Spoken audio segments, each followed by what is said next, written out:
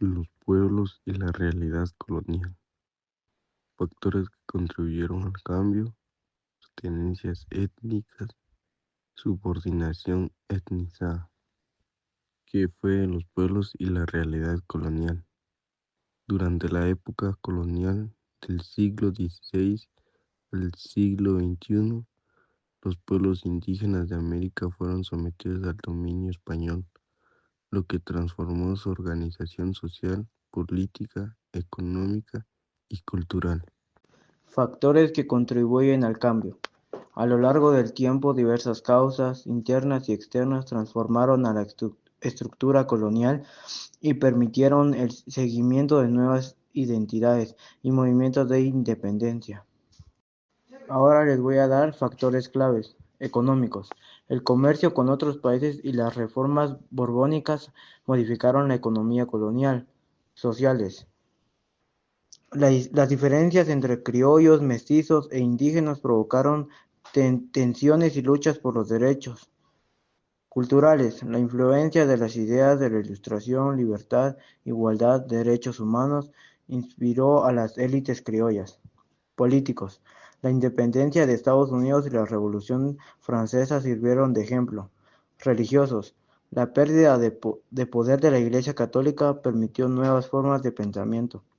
Resistencias indígenas y popular, hubo constantes levantamientos y rebeliones contra los abusos coloniales.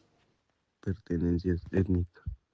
Durante la colonia se formó una sociedad diversa y desigual, marcada por el origen étnico. En los siglos XVII, varios pueblos indígenas de Guatemala mostraron resistencia frente a los abusos y nuevas disposiciones impuestas por las autoridades coloniales.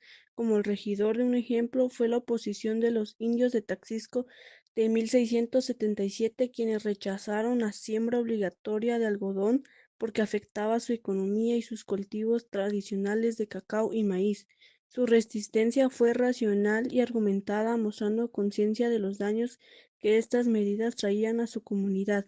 Otros casos similares ocurrieron en lugares como Santa Lucía, Utlatán, San José de Tecpan y Quetzaltenango, donde los indígenas defendían sus costumbres y derechos frente a las imposiciones coloniales a finales del siglo XVII.